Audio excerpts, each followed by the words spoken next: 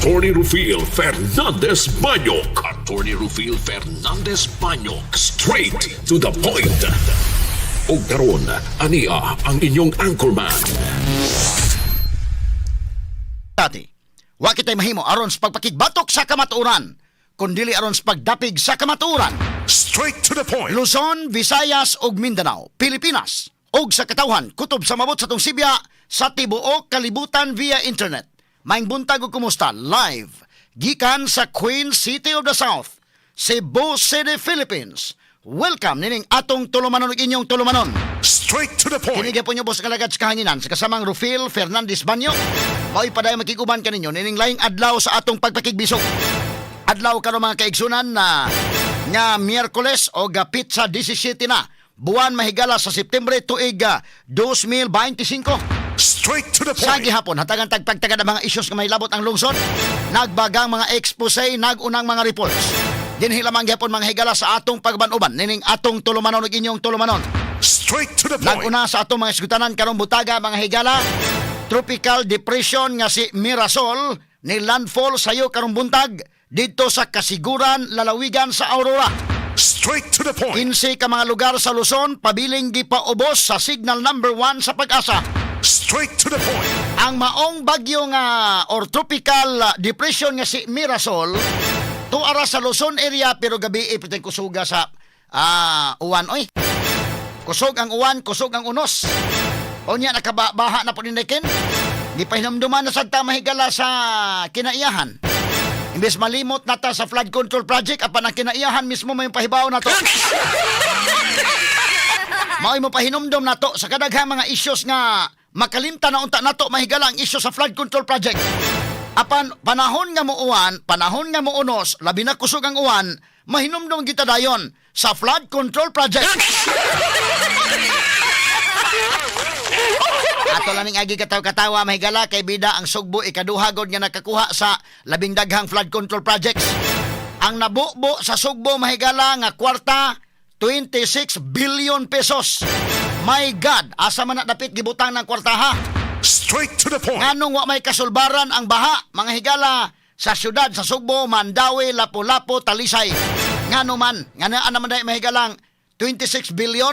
Straight to the point. Karon nasuta, mga kaigsunan, nga ang 7th district sa Sugbo, ang ikapitong nga distrito, under ni Congressman Calderon. Good morning, Congressman Peter Jan Calderon. Bida, kining ubang mga congressmen nga karaan na kaayo sa panerbisyos pagka-kongresista. Medyo nalupig ni mo kinamasay. Kining ubang mga congressman, daan na diha, no? Mga matan paspinya na, pero nagduda ko nga, bida, lupig sila kamas ni mo? Or dunay laing tao nga ni kamas para ni mo? O ni karoy nga nanggawas ng istorya, daghan na ba ni mo abot na ko nga mga information, pero di lang kay kumutuo dayon, Congressman Calderon. Pero maingon gani ka nga motubag kas DYHP, tagantag kag microphone dire. Para ma-explicar nimo ni nga unsa hitabuan ni nga naa man na pundok sa imong distrito kining flood control project nga daghan. Straight to the point. Ikaw may pinakadaghanan og flood control project. Congressman Peter Jan Calderon, mo ba niangan? Peter Jan Calderon. Oh. Good morning kong. Ingnalan niya ko nga kanana ang panawag lang diri sa DYHP kung gusto ka nga mo explain. I-explicar ko no diri kong kay naunsa bang daghanab ang project na nimo. Unya ang Malabuyok mo ra bay pinakadako nga dako kay budget sa flood control. Naunsa bang itabuan nga tuman sa kinalayuan gyud? Mura man mga higalag magduda ang mga tawo nga mura magitaguan ang project.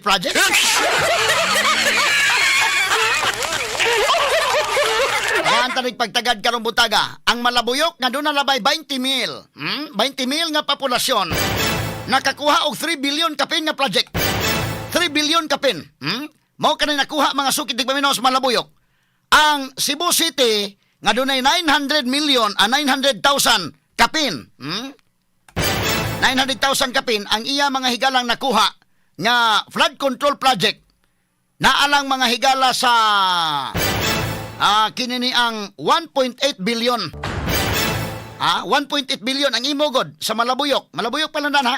3.3 billion. Straight to the point. Isus Ginoo ko.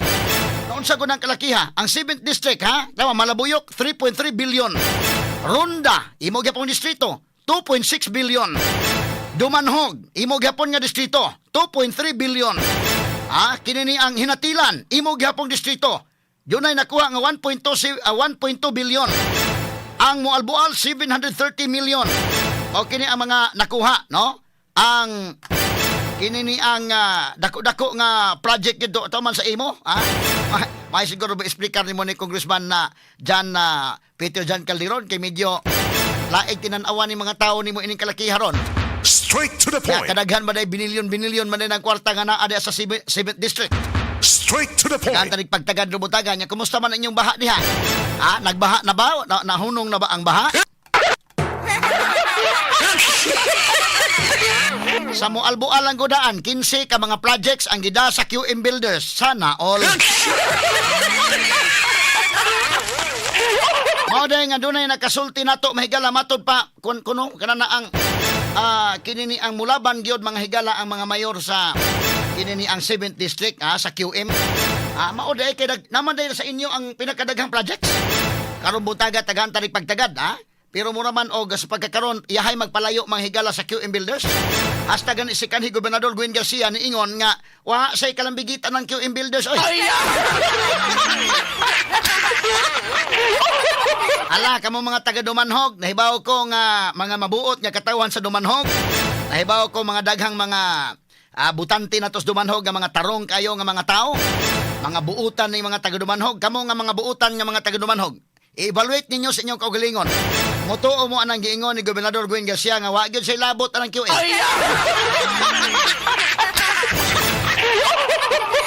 Iyahay mo ragwa kayo mga higalay mo paduol ni QM ro mga panahon na.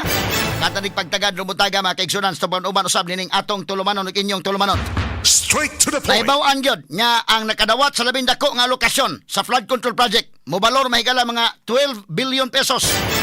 Duol sa katunga gyud sa 26 bilyones. Kaya nabubo nga flood control sa Sugbo 26 billion. Ang nakuha mahigala sa 7th district 12 billion na gundaan. Straight to the point. Asam ka mangita na dakin. Hapit katunga ilan na daan 12 billion. Jesus Christ. Straight to the point. Kantanig pagtagad lumutaga sa banuban usab nining atong tulumanon ug inyong tulumanon. Straight to the point. Ya ka makaingon sana all. Maigo siguro mo diskartes Congressman Calderon na. Onya ngano ka ning taga DPWH Tiba-tiba siguro da ining DPWH sa 7th district. Kantanig pagtagad lumutaga sa atong pabanuban mahigalan nining atong tulumanon ug inyong tulumanon. Straight to the point. Samtang atong kuhaon ang dugang update may higala sa sunog ganiigo kaganina sa may MacArthur, Villa Gonzalo, Barangay Tihiro. Ganina ang alas 3 kadlawon mga sukit tigpaminaw. O gigamit matod pa nga kandila usa ang gitan-aw karon nga posibleng hinungdan sa sunog. Straight to the point. Samtang sa pikas bahin ang Visayas Electric mga sukit tigpaminaw ni pahibaw karon nga dunay masinati nga pagtaas bayronon sa kuryente sa September ngadto sa Oktubre nga pabiling nga matod pa ang billing alang sa mga konsumidor medyo motaas-taas. Ayay mura mga higala og lahining palas unonon mga sukin tigpaminaw. Straight to the point. At ang pagtagad sab karong nga buntaga sa atong pagbanuban mahigala nining atong tulumanon ug inyong tulumanon.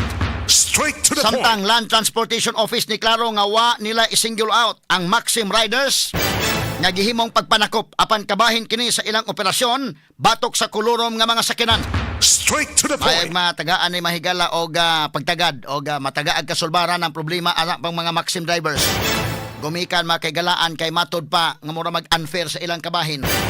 Ang uban nga mga kini ni ang mobiyahe mahigala o kiraman ang joyride, ang Grab, ang kini ni ang na may mga nang biyahe nga okay ra, move it, okay ra, no?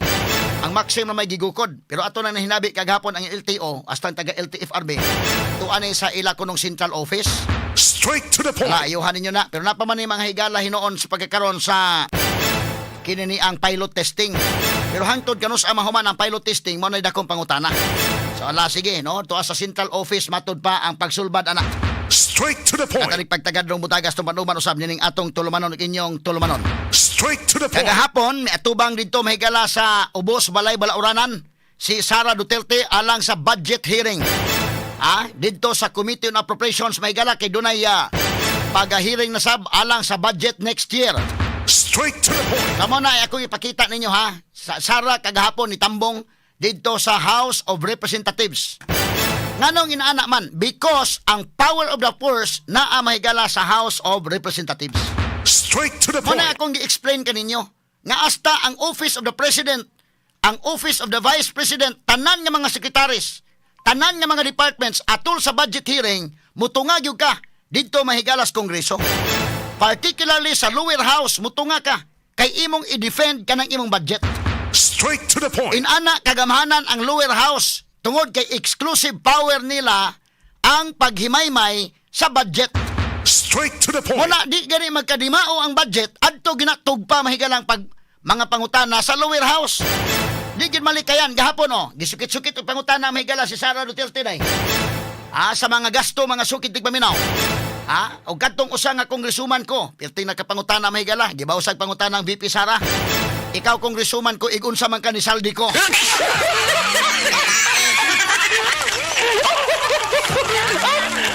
At sa nitagay pagtagad rumutaga makigalan ana ang hitabo. Inana kagamhanan ang lower house muna nga panahon nga nagkabulilyaso ang budget. Ay akong inyang magkalingkawas ang mahigala si Martin. Ay akong inyang magkalingkawas ang si saldi ko. Straight to the Dili point. mahimo, no? Simple ka ng imbestigaron. Kahibaw ang tanan mahigala. O kasabot ka sa balaod, kasabot ka sa konstitusyon, kasabot ka nga tuwa sa lower house ang pagmaniobra sa budget. O kasabot ka kinsay pinakagamhanan nga tao diha sa lower house, ang Speaker of the House. Ingon man mahigalang Committee on Appropriations. Straight to the point. O na nga saldi ko karon tuwa na sa Amerika. Unya kadto saldi ko mahigalas kang ngilngiga na ito. Hasta ang sekretary sa Department of Agriculture nisulti na. Dili lang mahigala ang budget sa Kongreso ang ihilabtan, hasta pa mahigala ang pag-import og isda ihilabtan po.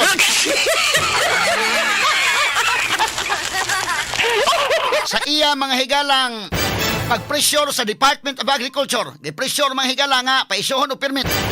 Tulo ka mga kumpanya ni Saldico. Ang usa ka kumpanya ginganlan gyud og ZC company day. Zaldico nga kumpanya. Ngiga mga sukit tigpaminaw Karo butaga tagaan tanig pagtagad sa tuban-uban usab nining atong tulumanon inyong tulumanon. Straight to the Muna point. kong giingon og mo imbestigar mga higala ang Senado under na karon sa kang Ping Lacson nga Blue Ribbon Committee, iklaro ang direksyon ha. Ako nagtuo kong Ping Lacson may di man ni basta-basta lang sa madikta-diktahan hinoon.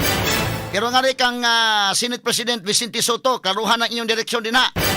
Kay kining lisod man kayo, okay ra nang imong gusto nga ang Duterte administration ko imong imbestigaron. Ikan kuno 2016 to 2022 maogi kuno iyang imbestigaron. Okay ra na, pero ayo kung ina nga dili maimbestigar ang appeal ng kang Marcos. Straight to the point. I-appeal to kang Pinoy, i-appeal ng kang Duterte, i-appeal ng kang Marcos. Lisod man kayo kang Duterte lamang mo imong tutukan. Senate President kinini ang Tito Soto, kay mauro ba niya pamahayag? Na remember ato panahon na nga ikaw may Senate President, ikaw ato panahon na nga panahon ni Duterte, ikaw po may Senate President. Dili ba indekin? Siya man po'y presidente sa Senado. Straight to the Manang point. gipangutana si Lacson mga kaigalan nga man nga wan nyo mabantay, ikaw Senador Lacson, senador ka man at tatay. Ingon sa wa pa man ang magsulputan atong panahon na, karon pa man Wala nakalisod ron. So kung imong itutok ang investigasyon, ang direksyon si Duterte mong imong punggiton, punggita diha. Pero ay kung ina nga dili mapiling ka Marcos. Ay kung inang malihay-lihay ni kay kini naman 26 billion project labas sa Sugbo, panahon na naman sa 2022 to 2025. Straight to the point. Kanang mo albual nga nakakuhag 3 billion kapin nga project karon na naman na. Panahon na naman sa Marcos administration. Ayaw kung ina nga imong ilihis-lihis ang investigasyon. Straight to the point. Makahatag kanta sa Itbulaga aning kalakiha. Iniguan ang mubaha ang Luzon. Unya ang imong imbestigaron tuas Davao. Ang gibubo mahigala nga flood control project nga budget diya sa 2022 to 2025. Unya ang imong imbestigaron ang 2016. Straight to Ang the mga point. tao dali kay makadetect, do not underestimate the understanding of the Filipino people. Do not, Straight to the Daling point. makabantay ang mga tao Parihara ko na mga higala karon dunay sunog sa Tihiro. Ang akong reporter ko ipadali to sa Tihiro. Unya ngadto siya magkabili sa Lawangon. Ingon gyud kaday kasimple na dayon ngano naman kas Lawangon nga di aman ang sunog sa Tihiro. na karon mo concentrate kay imbestigar dito sa kalugar nga ang tanang lugar mahigala gibahaan man. Ang angman og imong i-concentrate lamang dito sa Davao. Unya inig-uwan mahigala ang baha tos Manila ang imong investigasyon sa Davao. Ang grabing kwarta nga gibubo mahigala sa flood control diya sa 2022 to 2025. Ang angman og ang imong investigaron ang tuwa sa lain nga mga tuig.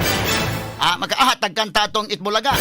Mula Batanes hanggang Hulo, saan ka man ang panig ng mundo, isang libot, isang tuwa, buong bansa, pulos gibaha.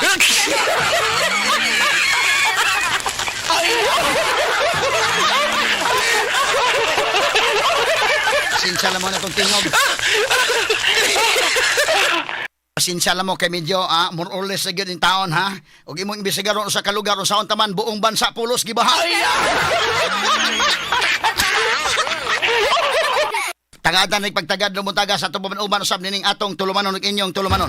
Straight to the point. Samtang sa pikas nga bahin mo rang mga higalag do na nila kabantay.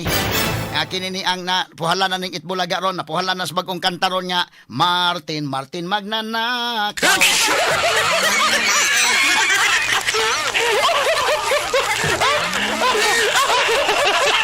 Maintag madutlan ni Martin mga sukit tig paminaw. Karon do na may huhongihong nga basin ko nog madutlan na in taon. Si Martin Romualdez mahigala sa Saldico to man nagunauna na sa Amerika. Daghan para bagid ay karon mga higala nang gawas na ang mga lavish pagyud. Ang mga lavish nga kinabuhi ni Martin og Saldico. Kadto mahigalang kang Diskaya nakapalit mahigalag mga mahalon nga mga sakyanan. Dunay payong na palit karon. Nang gawas na mahigala nga si Martin hasta si Saldico na malit pod mga helicopters. Og mga private jets aguro. Wala ginagingon ka na mga kontraktor, ginagmay, dinagko god, pero napagay mas dako nila. Kini uguban pang mga iskutanan ng mabati, exclusive over DYHP RMN Cebu. 612 sa dial sa inyong mga radyo ug sa 93.9 IFM. Sa serbisyo publiko, maaasahan.